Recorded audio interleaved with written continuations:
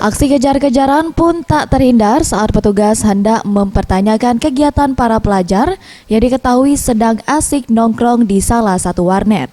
Razia yang digelar hasil pertemuan forum grup diskusi serta atas permintaan warga masyarakat ini langsung direspon oleh petugas kepolisian bersama Satpol PP Kota Lubuk Linggau.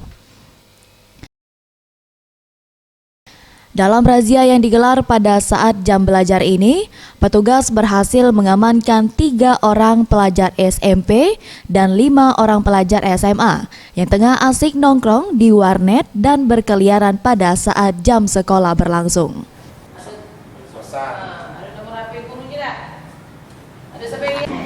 Itu atas permintaan dari masyarakat agar kita bisa menertibkan anak-anak kita yang dalam hal ini anak-anak pelajar kita agar anak-anak kita ini tidak liar atau tidak melakukan hal lain di luar dari belajar pada saat jam belajar. Hari ini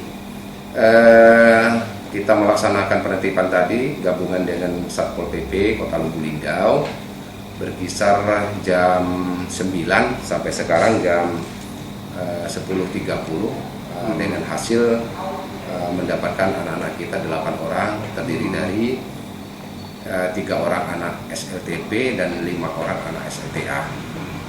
Kemudian selanjutnya anak-anak ini kita bina, kita buatkan surat pernyataan dan kita serahkan kepada orang tuanya atau gurunya supaya ke depan anak-anak kita ini tidak melakukan kegiatan hal yang sama.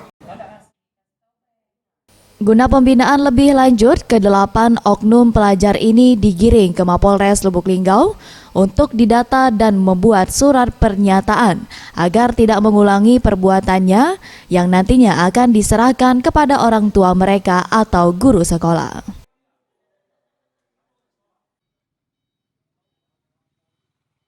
Tim Liputan Sriwijaya TV.